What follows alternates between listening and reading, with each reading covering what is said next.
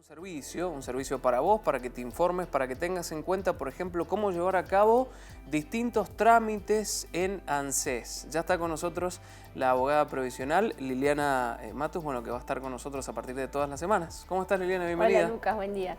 Bueno, un placer que estés con nosotros. Igualmente para mí. Bueno, hemos definido en esta columna para analizar algunos trámites, ¿sí?, que hay que hacer en ANSES y que, bueno, hay puntos para definir, como por ejemplo el trámite de ayuda económica por muerte de un jubilado. Exactamente. El universo de ANSES es amplísimo y tenemos abuelos o nuestros papás que muchas veces tienen que hacer trámites. En este caso, esta ayuda de contención familiar se da para los familiares de un beneficiario fallecido. Un beneficiario, hablemos de un jubilado o pensionado, ¿sí? Bien. Entonces, es un pago único que lo que viene a hacer es a cubrir el gasto de sepelio que tuvo el familiar por este beneficiario. Bien. Por supuesto, no cubre la totalidad del gasto, ¿sí? Vendría a ser una simple ayuda. Si no me equivoco, está alrededor de los 6.000 pesos el pago que se hace. Bien.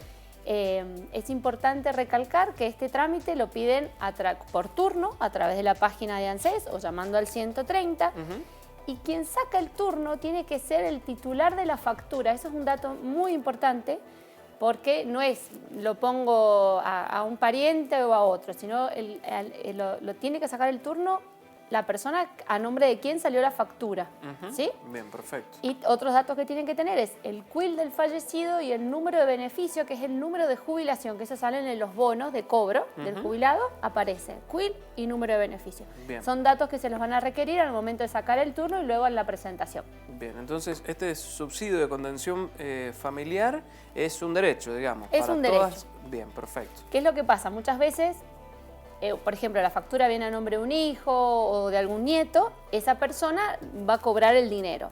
Pero si tenemos a una mujer, digamos, o al cónyuge, supérstite que le decimos nosotros, que es quien sobrevivió al causante, al fallecido, cuando armemos la pensión y presentemos la pensión, en la misma pensión se hace ese pago único de contención familiar. ¿Sí? Muchas veces pasa eso también. Bien, ¿y es posible reclamar otros conceptos también así como este? Sí, hay uno que es el de cuando el jubilado fallece en un cierto punto del mes, se entiende que la jubilación venía corriendo, ¿sí? O estaba preparada para ser pagada y no se alcanzó a pagar.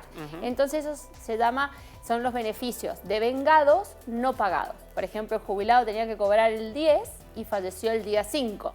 Se entiende que la jubilación ya estaba casi liquidada. Entonces los familiares pueden requerir el pago de esa pensión, de esa jubilación que no se alcanzó a pagar.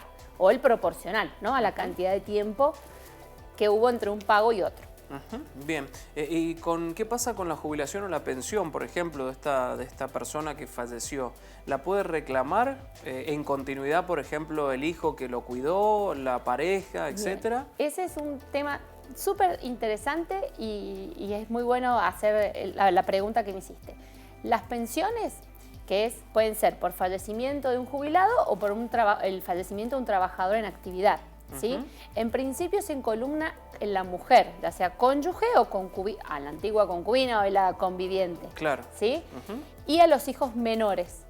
Bien. En el caso de los hijos mayores de 18 años, tienen que estar incapacitados para trabajar, ser solteros y estar a cargo del padre al momento del fallecimiento. ¿Es la única forma? Es la única forma. Por ejemplo, yo sé que hay muchos casos, porque se hacen en las consultas, de hijos mayores de edad, solteros, que toda la vida cuidaron de sus papás y vivían, ¿no?, de ese beneficio, y después fallecen y no tienen cómo cobrarlo. Entonces se entiende que solo se cubre una contingencia como es la incapacidad de un hijo o nietos que están a cargo menores, ¿no? Cuando hay la antigua curatela, que la gente lo conoce más, entonces tienen los nietos a cargo y demás. Bien, claro, porque por ahí alguno puede pensar que es automático, ¿no? No, que es pasa a la persona que se queda o que cuidó a ese abuelito durante tantos años. No es así. No, Tiene no que es cumplir. automático.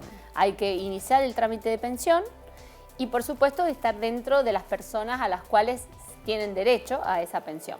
Bien, Lili, vamos a adelantar uno de los temas que vamos a tocar la semana que viene, que tiene que ver con buenas prácticas en esta oportunidad para evitar conflictos. Exactamente, me pareció interesante tratar un tema en el que si lleváramos adelante buenas prácticas podemos vivir un poquito más tranquilos y evitar conflictos o problemas, ya sea en los contratos, cuando pedimos préstamos o nos vinculamos con otras personas, que hay cositas que no estamos haciendo y después llegan los abusos de confianza del otro, las estafas y demás. Buenas prácticas en la vida, sería básicamente, ¿no? Exacto. Sí, hay veces que es prestar atención.